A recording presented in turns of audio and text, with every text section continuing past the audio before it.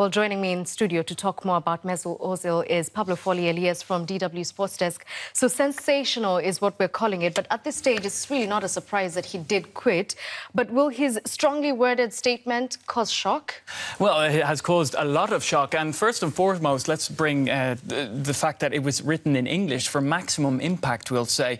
Now, let's not forget as well that Mesut Özil, of course, does play in England. So he is based in London most of the time. But, of course, releasing a statement in English is quite powerful, considering that the criticism is geared towards it's sort of split into different areas. He is very critical of the German media in particular. He's also critical of the German Football Association and one person in particular. Of course, that is the president of the German Football Association. But it's also not criticism towards the German Football Association. As you said, he seems to have very tough words on a lot of issues. Can you tell us more about that? No, you're absolutely right. And I mean, we need to really sort of focus on the fact that he goes, I suppose, he's very direct in what he says. It shocked a lot of people. I mean, I don't think anybody expected it to... What are some of the things that he said? Well, for example, he focuses very much on Reinhard Grindel. He is the president of the German Football Association and somebody who has a previous career in politics. Now, before we get to that,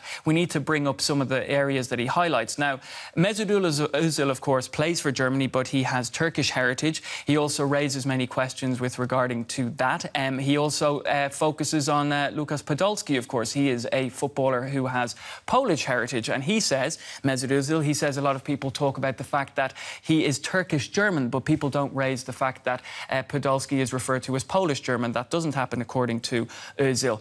When he's talking about Reinhard Grindel, he does not mince his words. And I have some of the stuff that he says here. He says that in 2004, whilst you were a member of Parliament, you claimed that multiculturalism is in reality a myth.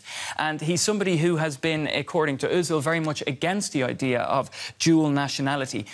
So this is something that is very important to Özil, obviously somebody who has Turkish heritage, but of course he stresses many times throughout the statement that he feels German and he has felt very proud to represent Germany throughout his career.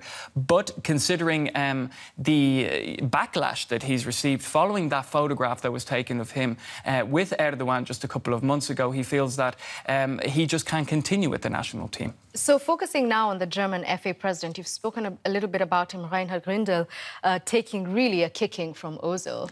Could he have handled this situation better? Well, he certainly could have handled it a lot better. But like I was saying, I mean, the issues here that he is raising are essentially they're greater. And I think this is going to spark a lot of debate here in Germany and perhaps even in other countries in the European Union, which have these, players who have heritage from different countries because, there is a significant percentage of immigrants living in the country.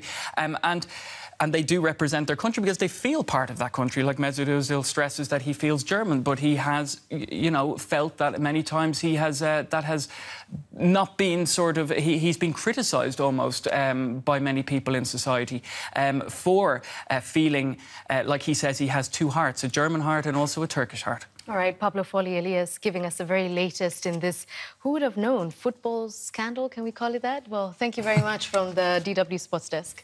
Thanks, Edith.